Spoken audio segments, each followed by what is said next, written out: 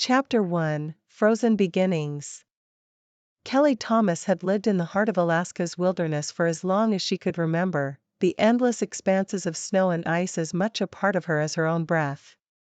It was here among the towering pines and vast, untouched landscapes that she felt most at home, her days rhythmically tied to the rising and setting of the sun and the endless stretch of the horizon. Her mornings began before the sun kissed the sky, the darkness a familiar blanket as she stepped into the crisp, biting air. The howls and barks of her sled dogs greeted her, a symphony of sounds that echoed through the frozen trees. She moved among them, her breath a cloud of vapor in the pre-dawn light, checking each harness, each eager face. To others, it might have seemed a lonely existence, but to Kelly, it was everything. The dogs were her companions, her family, and the sled her connection to the world around her. As the first light of dawn crept over the mountains, painting the sky in hues of pink and orange, Kelly prepared for their morning run. The dogs, sensing the impending adventure, grew restless, their calls mingling with the whisper of the wind. With practiced ease, Kelly attached the harnesses, her hands nimble despite the cold. She spoke to each dog, her voice a soothing presence in the chill morning air. "Ready, Juno?" she murmured to the lead dog, a robust husky with piercing blue eyes. Juno barked in response, her tail wagging with enthusiasm. One by one, Kelly checked the rest of the team, Togo, Bear, Sable, and Little Ghost, whose white fur blended seamlessly with the snow. With the team ready, Kelly took her position at the back of the sled, her hands gripping the worn handles. "Let's go," she called out, the command sharp in the quiet morning. The dogs lunged forward, their paws kicking up clouds of snow as they settled into a steady pace, the sled gliding smoothly behind them. They moved as one through the forest, the only sounds the crunch of snow underfoot and the steady breathing of the dogs. Kelly's heart thrummed with a familiar thrill, the wild beauty of the landscape stretching out endlessly before her. They passed frozen lakes that mirrored the sky, their surfaces unbroken and serene, and thickets of pine that stood sentinel in the snow. As they rounded a bend, the forest opened up to reveal a sweeping view of the valley below. The sun, now fully risen, bathed everything in a golden light, the snow sparkling like a sea of diamonds. Kelly paused here, as she often did, to take it all in.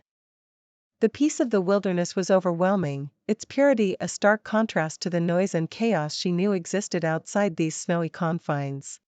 It was during these moments that Kelly felt a surge of gratitude for her solitude. Here, there were no expectations, no demands. Just the land, her dogs, and the sled. But even the deepest peace was occasionally pierced by the sting of loneliness, a reminder that human hearts were perhaps not meant to be so isolated. Shaking off the feeling, Kelly urged the team forward. They still had miles to cover, trails to explore. As they descended into the valley, the chill of the wind against her face, Kelly couldn't imagine being anywhere else. This was her world, wild and free. Unknown to Kelly, today would be different. Today, the icy solitude of her world would be interrupted, not with a storm or a beast, but with a stranger. A stranger who would bring with him a storm of a different kind, one that would challenge the very foundations of her frozen beginnings. Chapter 2: A Stranger's Arrival. The village of Whispering Pines was a tiny speck on the map, nestled amidst the vast wilderness of Alaska. To the occasional visitor, it seemed little more than a collection of rustic cabins and weathered buildings, all blanketed in snow for most of the year. Yet, to its residents, it was home, a place where everybody knew each other's names and stories, and life moved as predictably as the seasons.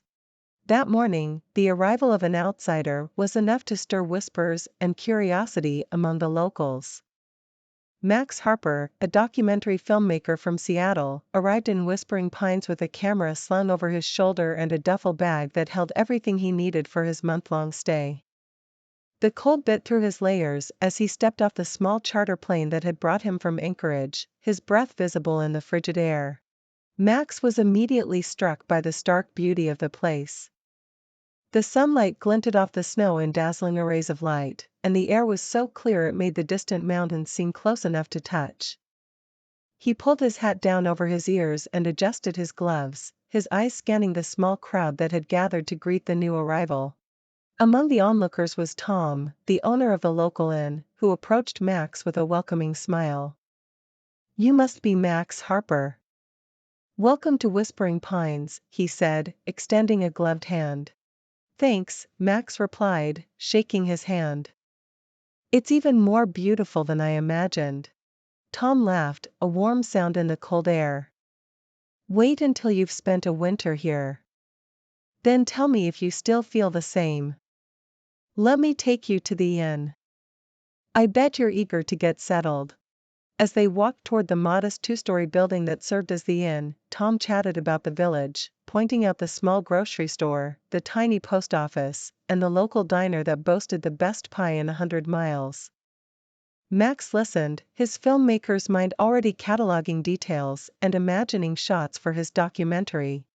The project that had brought Max to this remote corner of the world was focused on the lives of people in isolated communities. Whispering Pines, with its harsh climate and resilient residents, was the perfect subject. He planned to capture the essence of life here, hoping to tell a story of endurance and beauty in the face of the relentless wilderness. After settling into his room, Max unpacked his equipment and prepared for his first day of shooting. He wrapped his camera in protective gear against the cold and stepped outside, ready to explore and film. His first encounter was with Mrs. Clancy, who ran the local bakery. Her face, framed by soft curls of gray hair, lit up with a smile as she handed him a steaming cup of coffee. "You'll need this," she said, her eyes twinkling. "It gets mighty cold out there." Grateful, Max accepted the coffee, warming his hands on the cup. "Thank you, Mrs. Clancy. I was hoping to start filming today. Would you mind if I captured some footage of you at work?" "Not at all," she replied, waving him into her cozy shop filled with the aroma of freshly baked bread and cinnamon. As Max filmed, Mrs. Clancy narrated her process of making sourdough, her voice a soothing melody that he knew would resonate well in his documentary. Later that afternoon, as the sun began to dip toward the horizon, casting long shadows on the snow, Max heard the distant sound of barking dogs. He followed the noise, his camera ready, and soon found himself on the outskirts of the village where he saw a sight that took his breath away.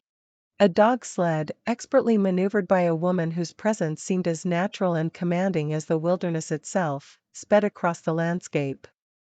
The dogs, powerful and eager, ran with a joyous abandon, their coats glossy and thick against the cold.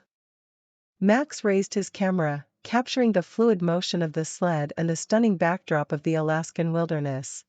As the sled drew closer, Max could see the woman more clearly. She was dressed in a heavy parka, her face mostly obscured by a scarf and goggles, but there was a sense of familiarity about her that piqued his interest. She stopped the sled expertly near him, and the dogs immediately settled down, panting happily in the snow. Pulling down her scarf, she offered Max a smile.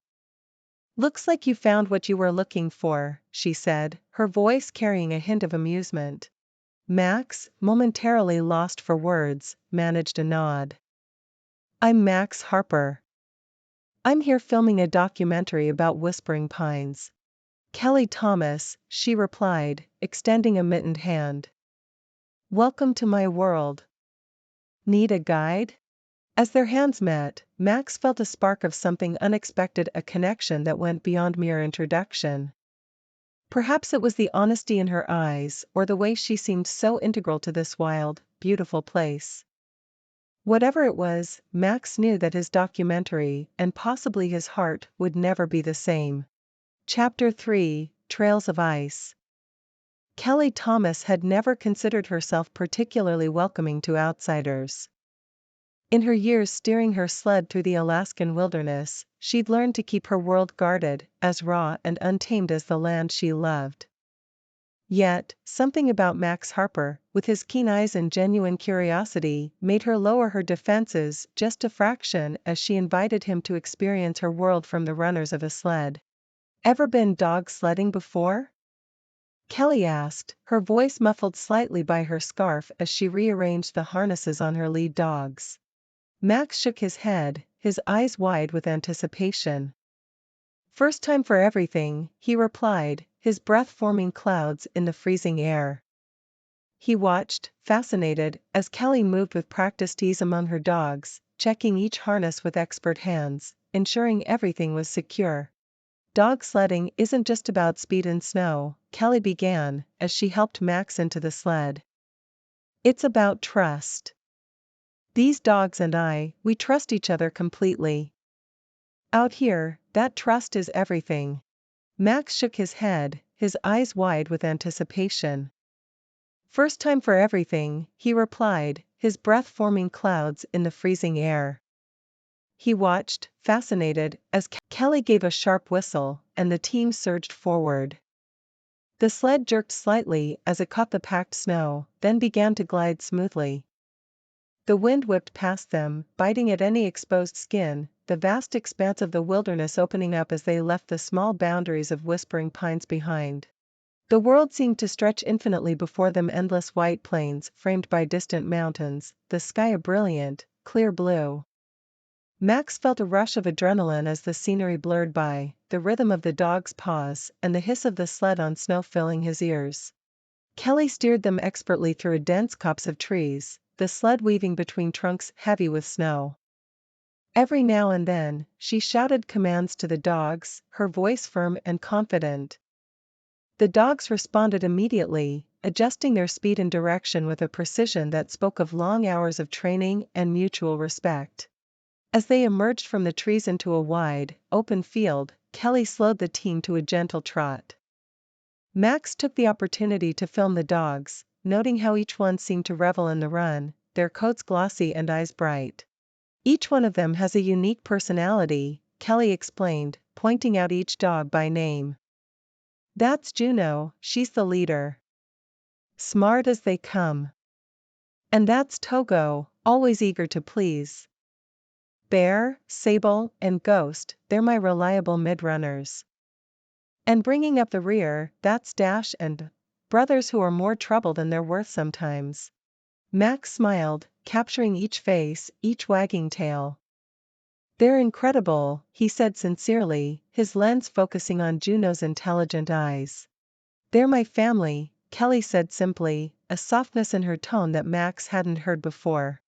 They continued on, the landscape shifting as they approached a frozen lake. The ice stretched wide and clear, a perfect mirror to the sky above. Kelly brought the team to a stop on the lake's edge. "Ever walked on a frozen lake?" she asked, a mischievous glint in her eye. Max hesitated, then shook his head. "Can't say that I have." "Then today's your lucky day. Come on," she urged, stepping off the sled and onto the ice. Cautiously, Max followed, his boots crunching on the frosty surface. The ice felt solid beneath his feet, the cold seeping through his shoes.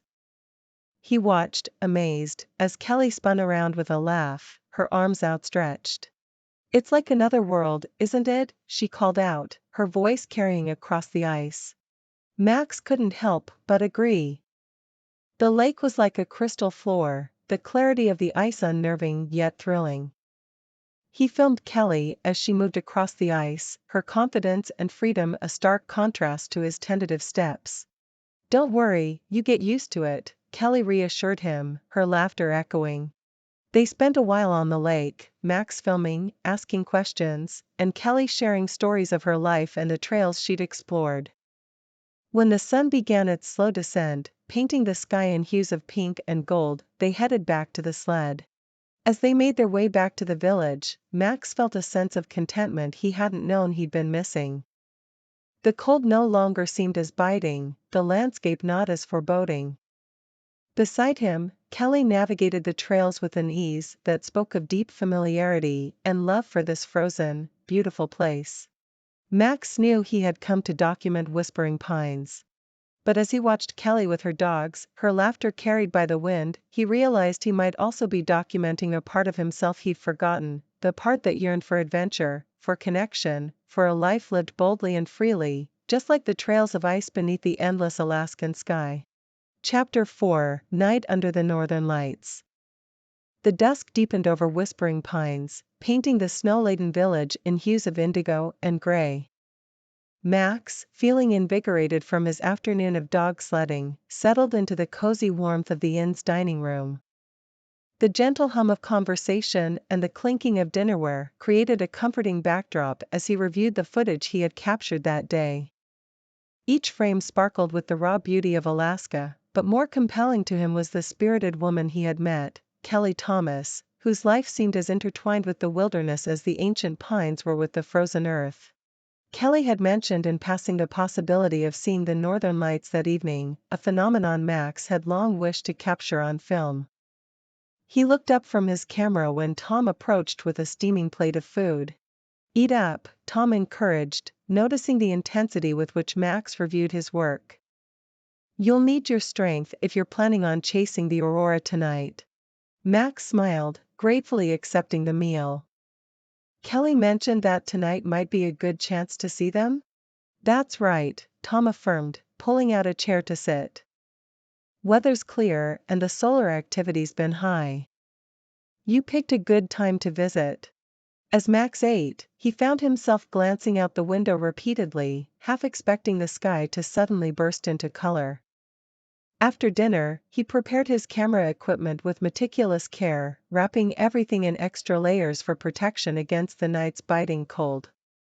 As he readied himself to step outside, a knock came at his door.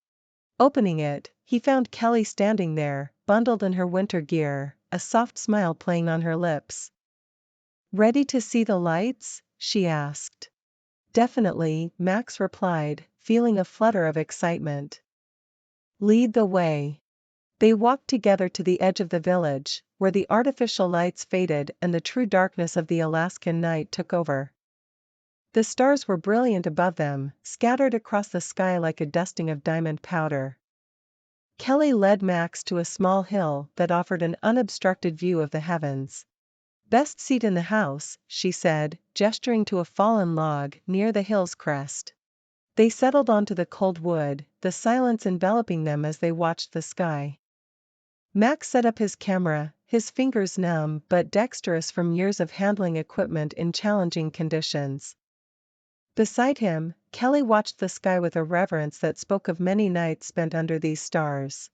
As they waited, Kelly shared stories of the auroras she had seen. "Each one is different," she mused. "Sometimes they're just a whisper of color, other times they dance across the sky like they're alive." Max listened, enraptured not only by the prospect of the lights, but by the woman beside him, whose eyes sparkled with the reflection of starlight. And then, as if the skies were attuned to their conversation, a faint glow began to appear on the northern horizon. "There," Kelly whispered, pointing. Max turned his camera toward the glow, which grew gradually brighter, greener. Soon, ribbons of green, tinged with purple and red, began to undulate across the sky. Max filmed, barely breathing as the aurora borealis performed its silent ballet. The lights twisted and turned, arcs of brilliant colors streaking across the darkness. Kelly and Max sat transfixed, the cold forgotten, their attention wholly captured by the celestial display. It was a rare and intimate spectacle, and Max felt privileged to share it with someone who appreciated it as deeply as Kelly did. As he filmed, Kelly leaned close, her voice a soft whisper in his ear. "It's magical, isn't it?" Max nodded, unable to find words adequate to respond. They sat together under the mesmerizing display until the colors slowly faded, leaving behind the vast, quiet darkness. As they walked back to the village, Max felt a connection to Kelly that went beyond their shared experience that night. Her passion for her life here, her respect for the wilderness, and her openness in sharing this part of her world with him, it all resonated with something deep within his soul. Back at the inn, they said their good nights, the memory of the aurora still flickering in their eyes.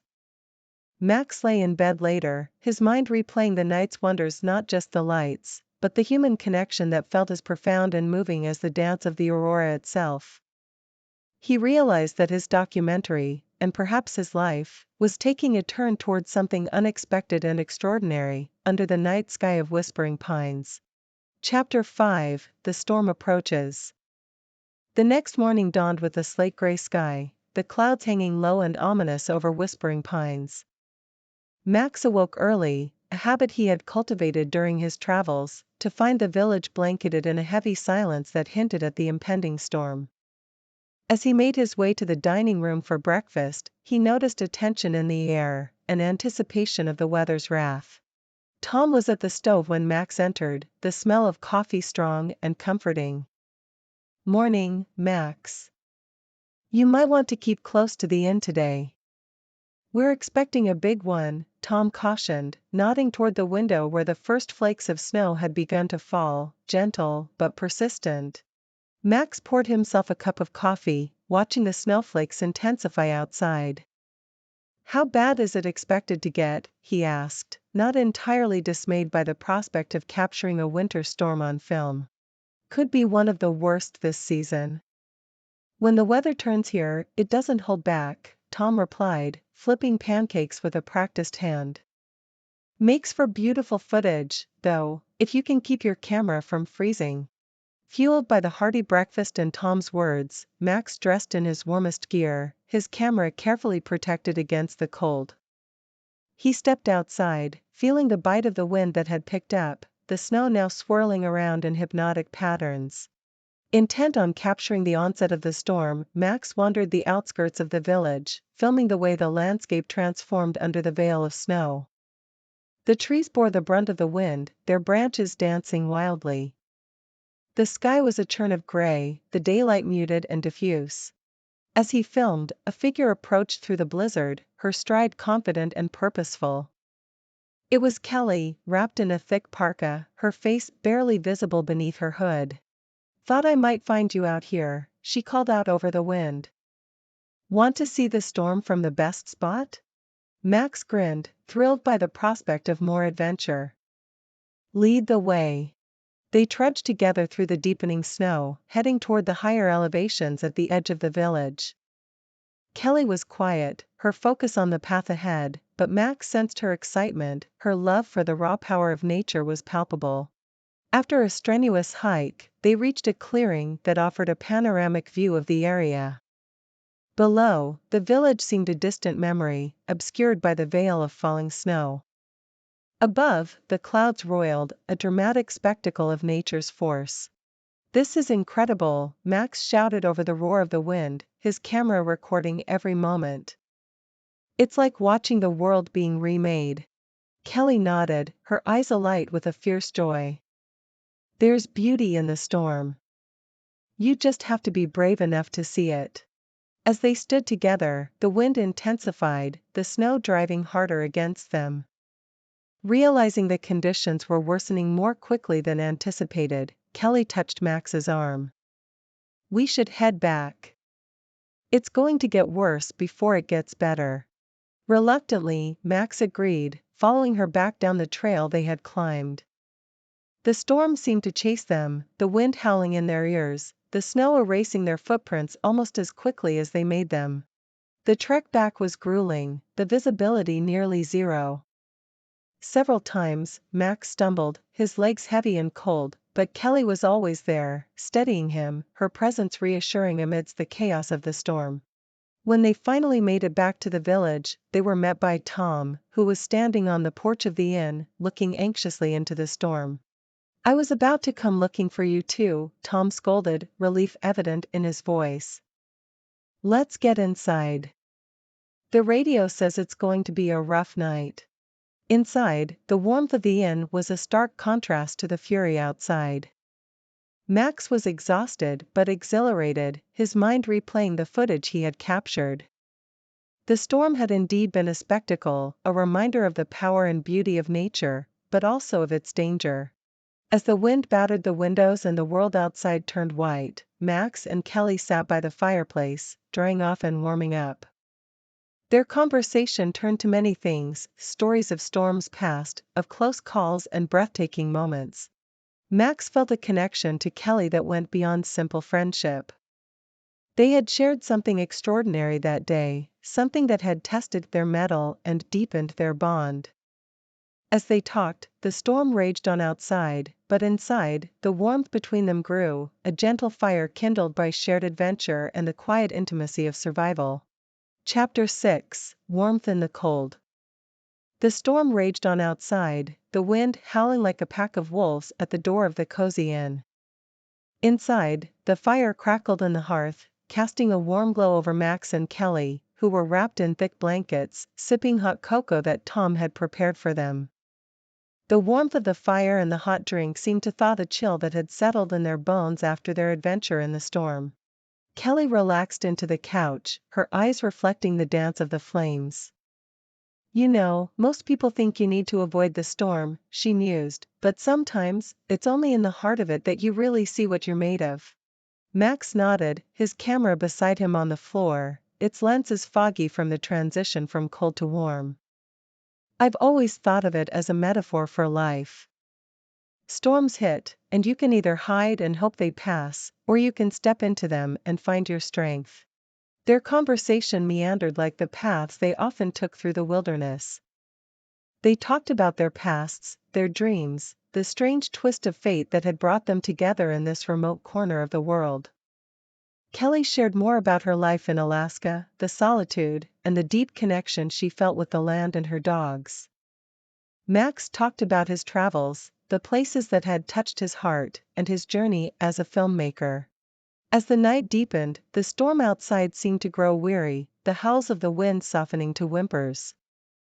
The room was warm, but there was another warmth there, a kindling of something deeper between Max and Kelly.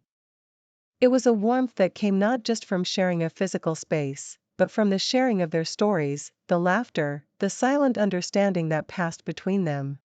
Tom occasionally joined them, adding wood to the fire, his presence a comforting reminder of the small community's hospitality. You two seem to have forgotten the cold, he joked as he watched them, his eyes twinkling with a mix of amusement and approval. As the evening wore on, Kelly glanced out the window, noting the lessening of the snow. Looks like it's calming down out there, she observed. Might be a clear day tomorrow. That means more filming, Max said, a spark of excitement in his voice. There's something about capturing the aftermath of a storm. It's like the world is all new, washed clean, waiting to be discovered all over again. Kelly smiled, her gaze lingering on Max. I'd like to see that through your lens.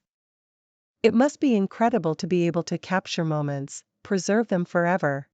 It is, Max admitted. But some moments, he continued, looking directly at her, are meant to be lived, not captured. Like tonight. I didn't film much. It felt right just to be here, experiencing it all firsthand. Kelly nodded, her expression thoughtful. Some memories are best kept here, she said, placing a hand over her heart.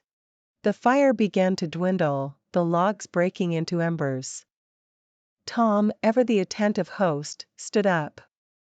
I'll leave you two to the fire, he said, preparing to retire for the night.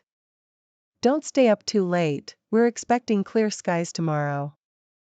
You'll want to be up early to see the beauty of a fresh snowfall. With Tom gone, the room grew quieter, the only sounds the crackling of the dying fire and the faint whistle of the wind outside. Max and Kelly sat in a comfortable silence, the type that only comes when words are no longer necessary to fill the space. Finally, Max stood up, stretching his legs. I should get some sleep, he said reluctantly. Big day tomorrow. Kelly stood as well, her eyes not quite meeting his. Yeah, big day. As Max gathered his camera and prepared to leave, he paused, looking back at Kelly. Thank you, he said earnestly. For sharing the storm with me, for everything. Kelly smiled, a soft and genuine smile. Thank you for seeing the beauty in this place, for seeing it through your lens, and through your eyes. Max left then, but the warmth stayed with him, wrapping around his heart like the blanket he had left behind. In his room, as he lay in bed listening to the remnants of the storm, he realized that Whispering Pines had given him far more than just a subject for his documentary. It had offered him a glimpse into a life he had never imagined, and a connection to someone who had changed the way he saw the world. Outside, the storm had passed, but inside, the warmth lingered, a promise of more to come. Chapter 7: Rescue and Resolve. The morning after the storm revealed a world transformed. Max awoke early, eager to capture the pristine beauty of Whispering Pines blanketed in fresh snow. The sun rose slowly, painting the sky in soft shades of pink and orange, casting long shadows across the sparkling white landscape. The village, cocooned in snow, seemed a scene from a fairy tale, each roof heavy with a thick layer, smoke curling up from chimneys into the crisp morning air. Kelly met Max outside the inn, her sled and team ready. Despite the deep snow, the dogs were eager, their breaths visible in puffs of steam as they barked and shuffled, ready to begin the day's journey. "Thought we'd take a different route today," Kelly said, a serious tone to her voice. "There's a homestead about 5 miles out. They might be cut off because of the storm. It wouldn't hurt to check on them." Max nodded, understanding the unspoken code of the community. Neighbors looked out for each other here, especially in the face of nature's challenges. He mounted the sled beside Kelly, his camera secured to his chest, ready to document their expedition. As they set off, the sled cutting through the fresh snow, Kelly guided the dogs expertly, following a path only she knew. The world around them was silent, save for the crunch of the sled's runners and the dog's steady pace. The trees stood like sentinels covered in snow, branches drooping under the weight. The journey was quiet, contemplative. Max felt the isolation of the wilderness more acutely than ever, the vast expanse of untouched snow reinforcing how remote and vulnerable the homesteads scattered through the landscape were. After a couple of hours, they approached a small, isolated cabin, smoke rising from its chimney, a good sign, Kelly noted. As they drew closer, an older man appeared in the doorway, his face creased with worry. He waved them down, his relief palpable as they stopped. "Thank God you're here," he greeted, his voice rough with cold. "We're all right, but the barn roof caved in under the snow. Lost a couple of goats, and the rest are in a bad way." Kelly jumped from the sled, her expression turning to one of professional concern. "Let's see what we can do," she said, Max following her lead. The barn was a sad sight, part of its roof collapsed, creating a gaping hole that let in the cold air. Inside, several goats huddled together, their bleats anxious. Max helped as Kelly and the man, introduced as Mr. Jensen, assessed the situation. Together, they managed to prop up a temporary barrier against the opening, keeping the worst of the cold out. Max documented their efforts, his camera capturing the urgency and the teamwork. With the immediate crisis managed, Kelly checked the well-being of the other animals, providing some basic veterinary care, a skill she had honed over the years out of necessity. Mr. Jensen was grateful, his eyes moist as he thanked them. "Not many would brave the trail after a storm like that," he said, his voice thick with emotion. Kelly shrugged, a small smile playing on her lips. "It's what neighbors do," she replied simply. On the ride back, Max turned to Kelly, admiration in his gaze. "You're amazing, you know that?" he said earnestly. "The way you handle everything. It's impressive." Kelly looked away, perhaps embarrassed by the praise. "It's just life out here. You help where you can, and hope others will do the same for you." Max realized then how deeply integrated Kelly was with her community, her environment. She was not just living in the wilderness, she was a part of it, as vital as the snow-covered pines or the paths only she could navigate. Back at Whispering Pines, the rest of the day passed in a blur of activity. Max interviewed some of the villagers, capturing their storm stories, their resilience. But his thoughts kept drifting back to Kelly, to the quiet strength she had shown, to the resolve in her actions. That evening, as they sat together once again by the fire in the inn, the weight of the day's emotions hung between them. Kelly sipped her tea, her gaze lost in the flames. Max watched her, a resolve of his own forming. Kelly, he began, hesitating a moment. I've been thinking. Kelly turned to him, her eyes questioning. I want to do more than just document your life here. I want to understand it, be a part of it, Max confessed, his voice low but firm. Kelly looked at him, a mixture of surprise and something deeper in her eyes. Max, you know that life here isn't easy. It's beautiful, yes, but it's also tough, solitary. I know, Max replied, his decision clear. But today, helping Mr. Jensen, being a part of something that genuinely matters. I've never felt more alive, more connected. Kelly considered him for a long moment, then nodded slowly. Then let's see what happens, she said, her voice soft but optimistic. Max felt a warmth spread through him, not from the fire, but from the possibility of a future he hadn't dared to consider until now. A future that might just include a life in Whispering Pines, with Kelly by his side. Chapter 8, The Ice Breaks. The days following their impromptu rescue mission seemed to deepen the bond between Max and Kelly. As the snow compacted and the trails became passable again, life in Whispering Pines resumed its rhythm. Max, now a familiar face around the village, continued documenting its denizens and their daily routines, but his lens increasingly focused on Kelly and the raw, natural beauty of her world. One morning, as the sun cast a soft, golden light over the village, Kelly invited Max to join her on a supply run to a nearby trading post. The journey would take them across Lake Holloway, now completely frozen over, a thick blanket of snow obscuring the ice beneath. It's faster across the lake, Kelly explained as they prepared the sled. Her dogs, sensing an outing, were lively, barking and tugging at their harnesses. But it's not just about speed. There's something about crossing the lake, feels like you're moving between worlds. Max, dressed warmly against the biting cold, mounted the sled beside her. He felt the thrill of anticipation, not just for the journey, but for the hours ahead spent with Kelly. As they set off, the sled glided effortlessly across the snow, the dogs eager and powerful under Kelly's skilled command. The expanse of Lake Holloway was breathtaking, a vast, white plain surrounded by dense forests. The air was crisp, the only sounds the hiss of the sled's runners and the rhythmic panting of the dogs. Halfway across the lake, Kelly steered the team toward a small island, a known rest spot for travelers. We'll take a break here, she said, guiding the sled to a gentle stop. The island, little more than a mound of snow-covered rock and sparse vegetation, offered a panoramic view of the lake and the distant mountains.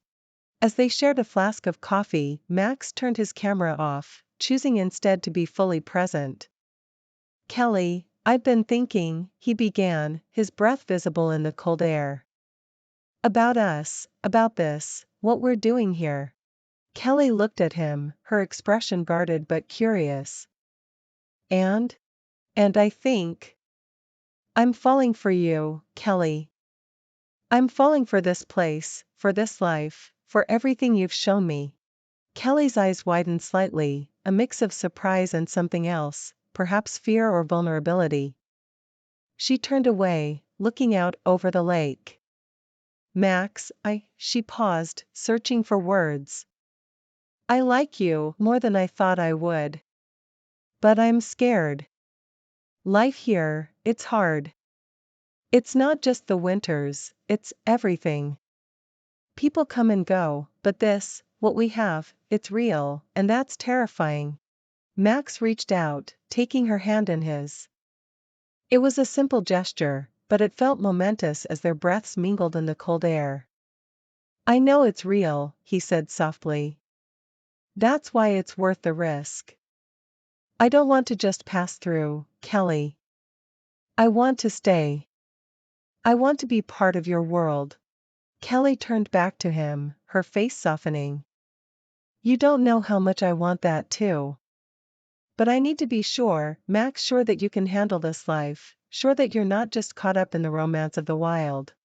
Max nodded, understanding her fears. Let me prove it to you. Not just through my words, but through my actions. I want to build something here, with you. For a long moment, they sat in silence, the vastness of the lake around them a reminder of the scale of their conversation. Then, as if the ice beneath them had shifted, Kelly nodded slowly. Okay, she said, a tentative smile breaking through. Let's see where this goes. As they resumed their journey across the ice, the atmosphere between them felt changed, charged with new possibility. They talked and laughed more freely, sharing stories and plans. By the time they reached the trading post, Max felt a surge of hope, his heart lighter than it had been in years. The return journey was marked by an easy camaraderie, their earlier conversation having broken down barriers, making room for something deeper. As they approached the village, the setting sun cast a warm glow over the snow, turning it to shades of pink and gold. That evening, as they sat once again by the fire in the inn, the warmth between them was palpable, no longer just a product of the crackling flames, but something far more profound. They were no longer just two people thrown together by circumstance, they were partners, perhaps even the beginning of something akin to family. In Whispering Pines, where the cold could seep into your bones and the isolation could test your spirit, Max and Kelly found warmth in each other, a warmth that promised to endure the harshest winters and the most daunting challenges. Chapter 9: Echoes of the Heart. As winter deepened its hold on Whispering Pines, the connection between Max and Kelly grew stronger, rooted in shared experiences and mutual respect. Their days were filled with routine tasks, each one taking on new meaning as they tackled them together. Max continued his documentary, but it was no longer just about capturing the essence of a remote Alaskan village, it was also about documenting a personal journey, his own transformation influenced by the harsh beauty of the landscape and the woman who had become his guide and partner. One crisp morning, as the first light of dawn painted the sky in shades of lavender and gold, Kelly and Max prepared for a trek to the northern ridge. It was a place Kelly had mentioned often, a spot that offered an expansive view of the area, which she saved for when she needed to think or clear her head. Today, she wanted to share it with Max, to show him the vastness and the solitude that had shaped her. They set out with the dogs, their breaths visible in the cold air, their steps synchronized with the rhythmic padding of paws on snow. The journey was quiet, contemplative, as both were lost in their thoughts. Max, in particular, was aware of the significance of this trip, not just as another excursion in a series of adventures, but as a symbolic journey into the deeper parts of Kelly's world. Reaching the ridge after a few hours, they were greeted by a spectacular sunrise, the horizon ablaze of colors, the clouds streaked with pink and orange.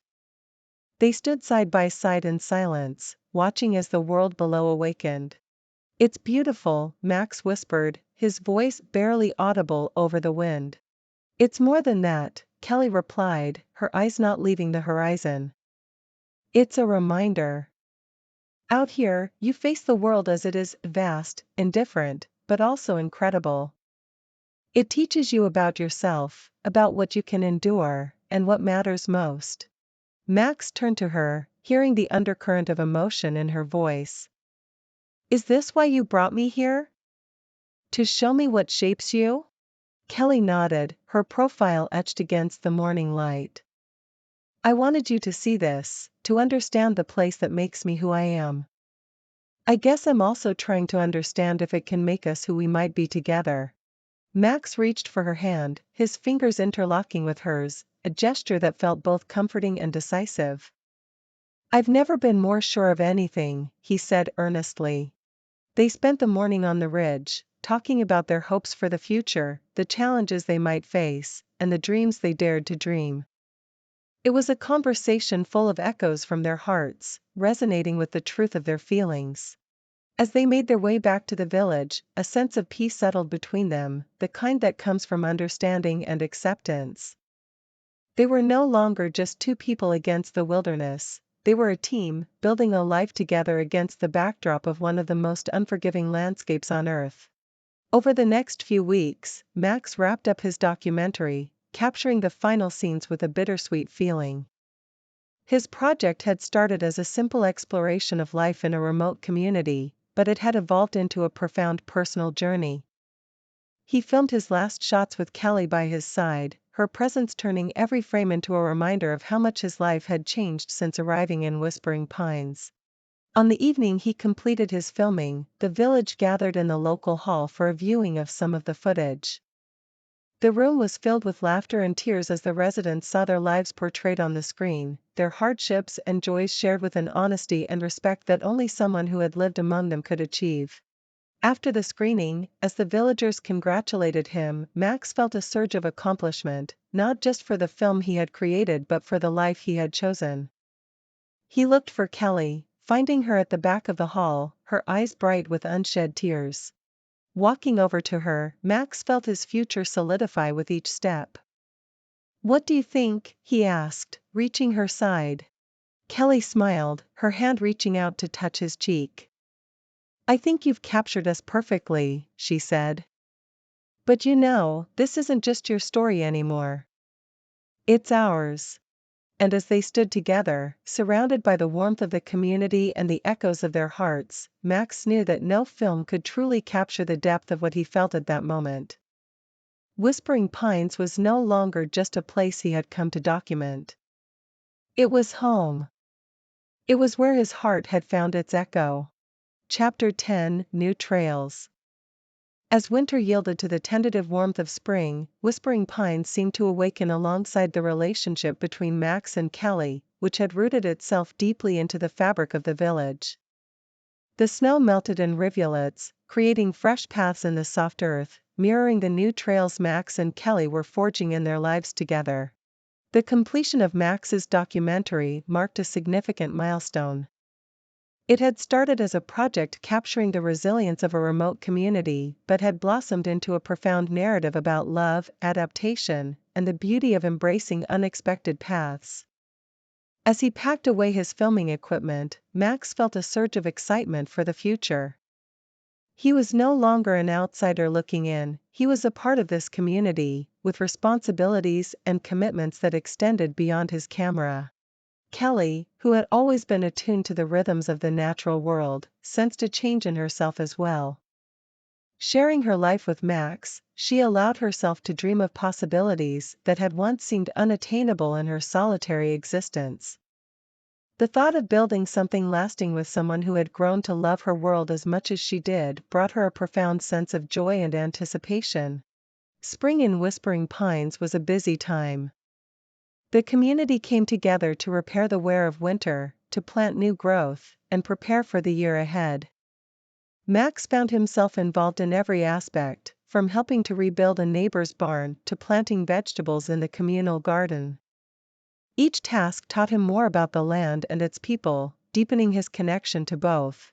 Kelly watched with pride as Max integrated more into village life.